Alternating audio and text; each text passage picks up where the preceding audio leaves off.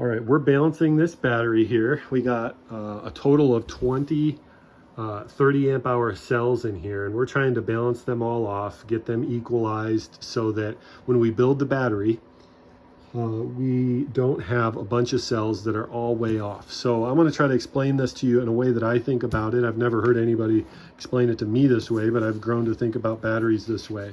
Let me flip my diagram over. We'll look at this in a second here, but these are our batteries, and I like to think of them as a diamond-shaped water tank.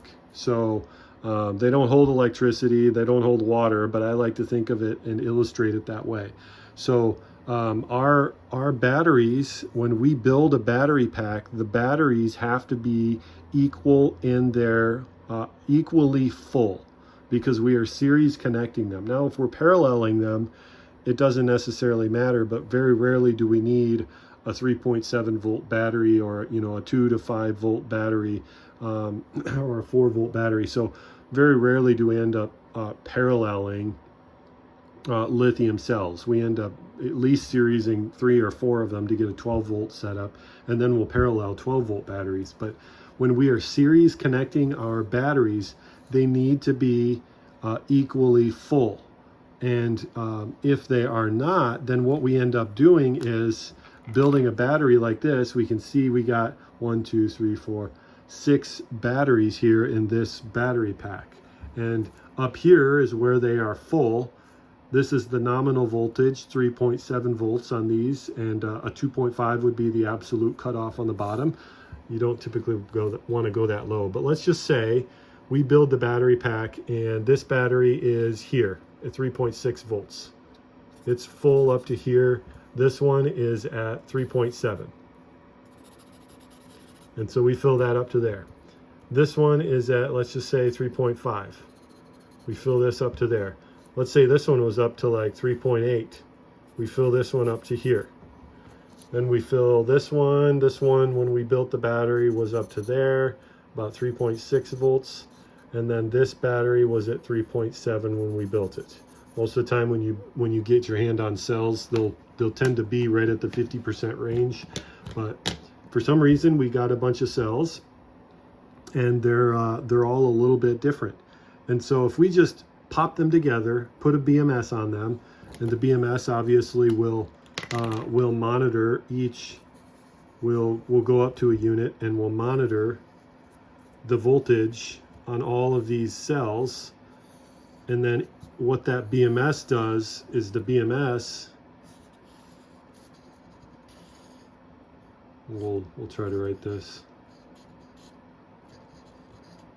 The BMS shuts the whole battery down when one of these gets too low. And so as we discharge this battery, they all equally pull the same amount of capacity out of all the batteries, because they're all in series.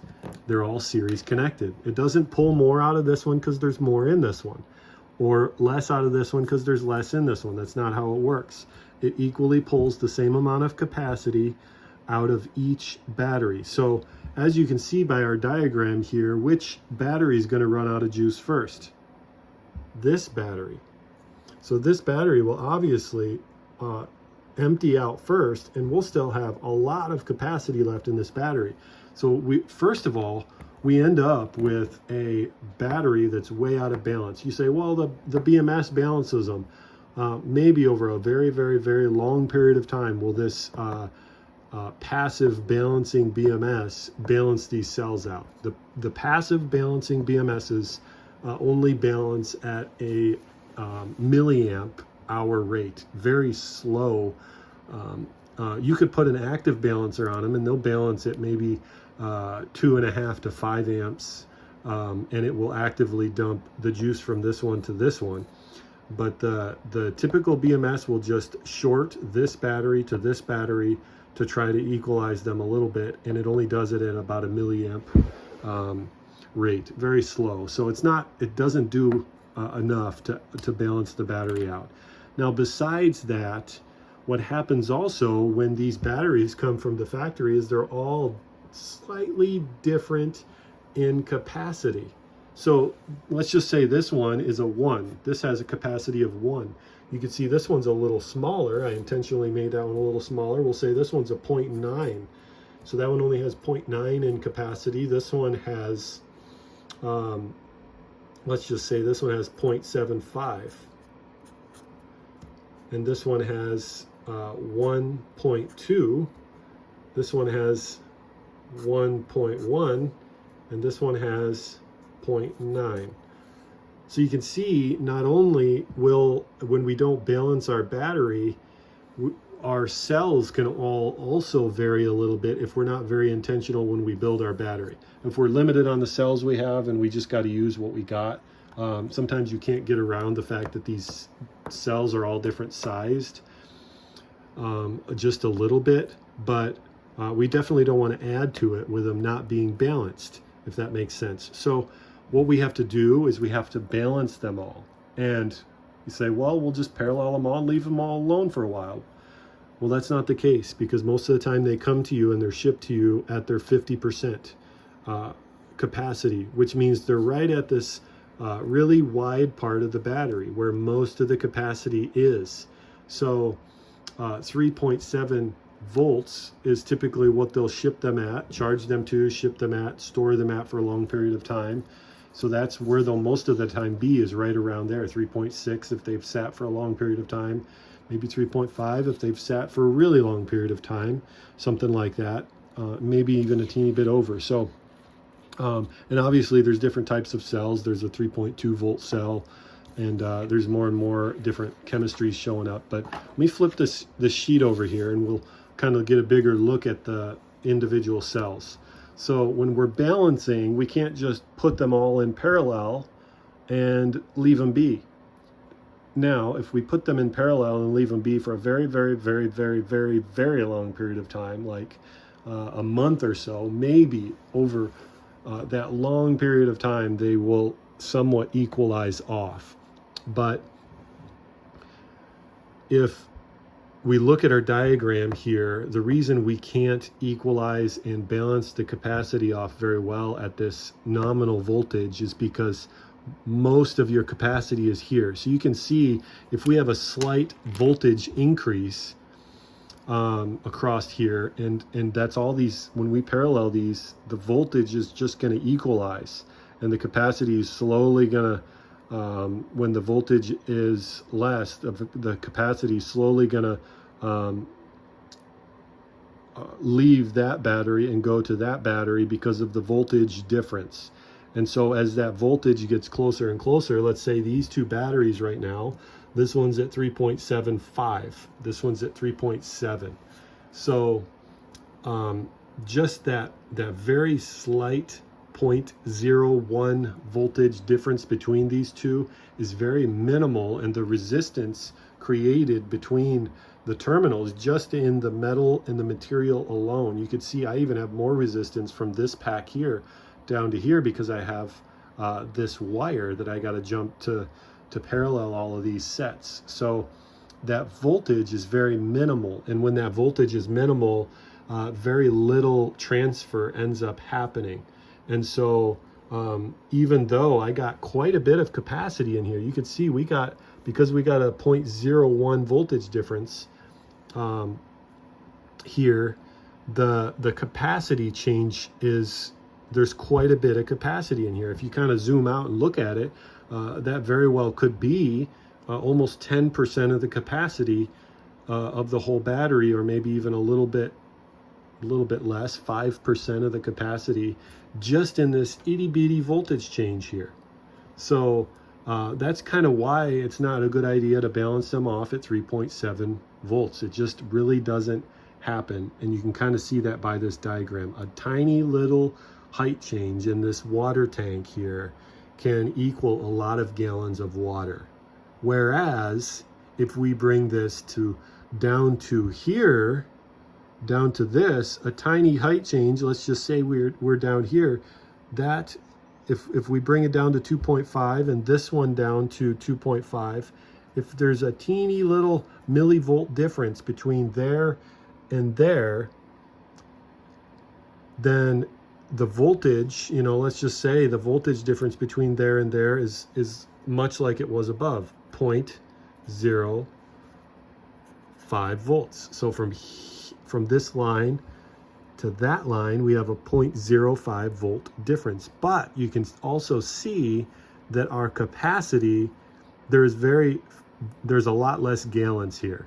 In fact, depending on how big these tanks realistically are, there might not even be a gallon. It might be a teeny little cup of water or something, just because of that difference. So the voltage difference isn't necessarily what we're looking at here, because you're always going to have that voltage difference a little bit when you're trying to parallel them, just because of resistance, material resistance and stuff. So the idea is you got to bring them to a point where you can balance them off. So this would be called bottom end balancing, because we're doing it down on the bottom. I have a hard time doing this because I don't really have a, for instance, my load tester here doesn't automatically stop discharging these at a certain voltage. So I tend to just not do bottom end balancing, but rather I do top end balancing. So much the same thing. If we bring them up to let's just say this is 4.19, and this one we actually got up maybe to 4.1, I don't know, that's pretty close to 4.9. We'll just make this 4.2. We'll just say we got that one all the way up to 4.2. Even though that voltage is still 0.1 difference, the gallon and the capacity difference is very minuscule between there and there. So, you know, it's only like a little teeny amount of capacity. So that's why balancing on the top end and the bottom end is important, because of that. Now, it's also, when you think of batteries this way, it really helps with many different things, because you'll also understand that the voltage will dip and rise a lot easier on the top end, and it will dip and rise a lot more on the bottom end as you put a heavier load on them. It's that middle bit right there. As you put a load on it, the voltage dips a little bit less, because there's more in the middle of the battery, and that's where most of the capacity is in the chemical reaction here. The same is also it's the same with a lead battery. That's why a lead battery will dip really hard down to 12 volts. You know, it'll be up to 14 volts and it'll dip down to 12 just with a very minimal load. And then most of the capacity in a 12 volt battery, lead battery, is at 12 volts. Once it's done, it quickly goes down to 10. So that's kind of how that chemical reaction works. And another thing to think about with batteries is try not to think of them as storing electricity, because batteries don't store electricity. It's just a chemical reaction. You're converting that electrical potential, that electrical voltage potential and difference. You're converting that and energizing and changing the chemical reaction in these batteries so that they hold a voltage potential between here and here. And then we of course harness that, and we use that to run things. So that's kind of in a nutshell the way that I like to think about battery balancing. This back here is I have a bunch in parallel, and it's taken a couple days to try to get this little 10 amp charger to get these things up to 4.2 volts. You can see, I'm looking here, when you're doing this, just be careful. I mean, if you have your charger set to 4.2 volts, just realize the last part of that charging is still going to take, if it's a pack this size, days. So some of the ways that you can get around it and speed it up a little bit is maybe get a charger designed for this, or you can overvolt the batteries for a short period of time. Please keep a close eye on it if you're doing this. You can overcharge batteries, and batteries like this, you can catch your house on fire. So just please be careful overcharging these type of cells. I'm not overcharging them. You might look at this and think, oh, okay, well, I've charged these to 4.75. No, that's just the voltage here at this. This is what this is reading.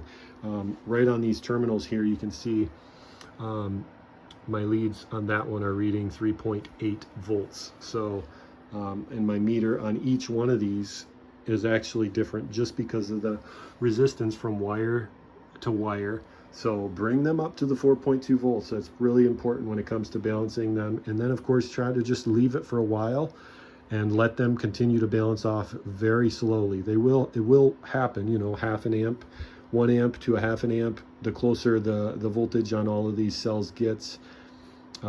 So hopefully this video is a help. When I started thinking about batteries this way, it really tremendously helped me understand. So I felt like sharing this with you guys would be very helpful.